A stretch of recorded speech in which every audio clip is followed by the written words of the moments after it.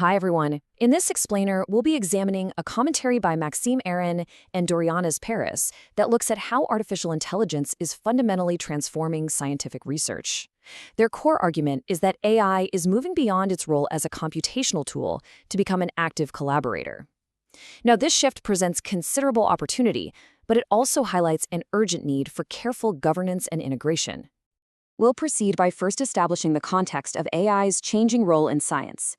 Then, we'll detail how it's reshaping the research workflow, look at the new risks that emerge with autonomous AI systems, and outline the corresponding call for governance. We'll conclude by looking at the proposed future paradigm of human-AI collaboration. So let's begin with the commentary's core premise, this fundamental shift in AI's function within scientific practice, a shift that's really being driven by a significant and growing challenge in modern research. The authors start by identifying what they call the information deluge as a critical bottleneck. You see, the sheer volume of scientific literature is expanding so rapidly that it's become nearly impossible for researchers to maintain a comprehensive view of a field. The problem is no longer about accessing information, but about synthesizing it and making sense of it. And this is where AI's new role comes into focus. The commentary suggests that AI is transitioning from a passive computational tool into an active collaborator. In this new capacity, it can augment human creativity by uncovering connections in the literature that might have been missed, and it can accelerate the entire research process. This shift has some profound implications for scientific workflows, epistemic norms, and research ethics. So, what does this new role for AI actually look like in practice? Well, the commentary details a restructured research lifecycle, with AI integrated at several critical stages to help manage that information overload we just talked about.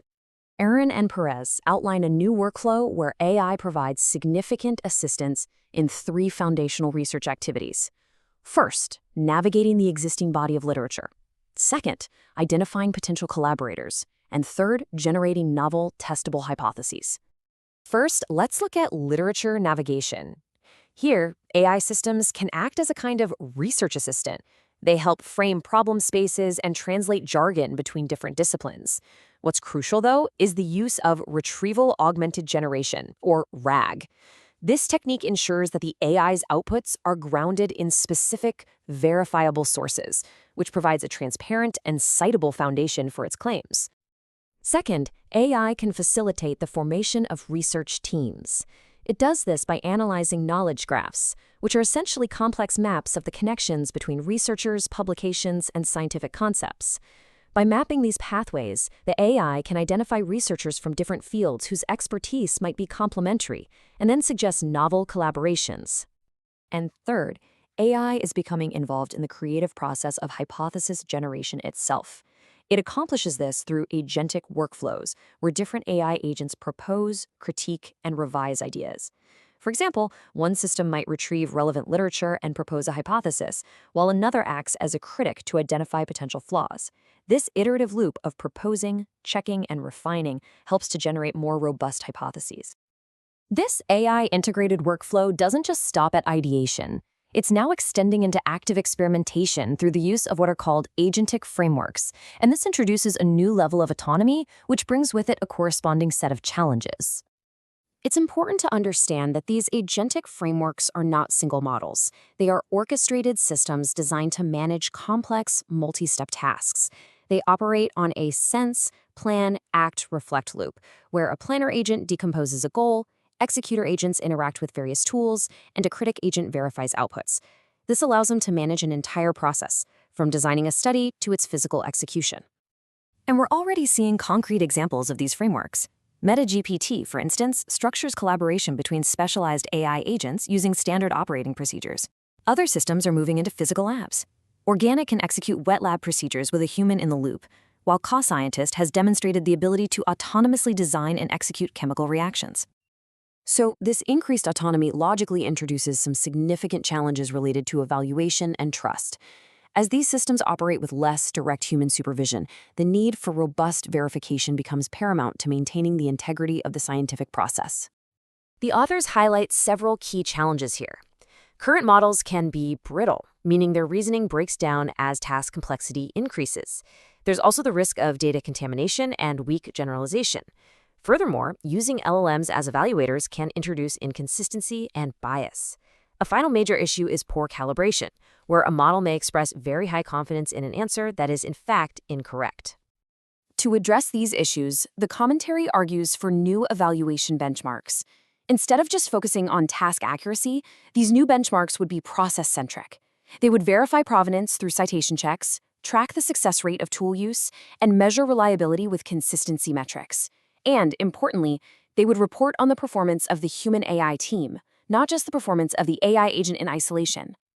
So, building on these technical and epistemic challenges, the commentary translates its findings into 4 specific policy recommendations. These are aimed at funding agencies, research institutions, and the wider scientific community to ensure a responsible integration of these AI tools. The first recommendation centers on funding responsible integration. This means prioritizing the development of open, interpretable, and auditable tools designed for human-AI collaboration. It also means supporting interdisciplinary work that brings together computer scientists, philosophers, and domain experts to establish new epistemic norms. And finally, funding bodies should require the use of shared benchmarks and standardized reporting. The second recommendation addresses the risks of autonomous experimentation. The authors propose establishing third-party oversight bodies, similar to institutional review boards. These groups would be responsible for evaluating agentic systems for things like fail-safes, data provenance, and dual-use risk. Deployment would then be conditioned on having a reliable human override and would proceed through staged rollouts with comprehensive auditing. To ensure accountability, the third recommendation calls for mandatory transparency. This would require researchers to pre-register AI involvement statements that specify exactly how AI was used in their work. It would also mean establishing clear authorship standards where AI is credited as a tool, not an author. This transparency must also extend to peer review, where any use of AI by reviewers has to be disclosed. And the final recommendation focuses on the human element.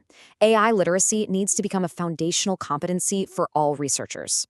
This means not only knowing how to use the tools, but also understanding their limitations and ethical implications. Research policy should also incentivize designs that are built around human-AI complementarity and prioritize human governance. This all leads to the commentary's concluding argument, which frames the optimal path forward for integrating artificial intelligence into the scientific enterprise.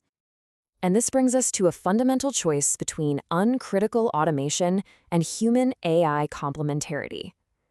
The authors argue for the second path. The objective is not to replace human scientists, but to create a mixed initiative paradigm where AI augments human judgment, leveraging the distinct strengths of both human and artificial intelligence. So, to recap the key takeaways, AI's role in science has evolved from a tool into an active collaborator. These new agentic workflows present significant promise, but they also come with risks like brittleness and opacity. Responsible integration, therefore, demands a governance framework built on funding, oversight, transparency, and literacy. And ultimately, the optimal future appears to be a mixed initiative model of human-AI complementarity. This leaves us with a final consideration. While the principles of transparency and oversight are general, their specific implementation will need to be domain-specific. The commentary thus prompts us to consider which particular epistemic norms and oversight mechanisms will be most critical for ensuring scientific rigor within our own fields of study.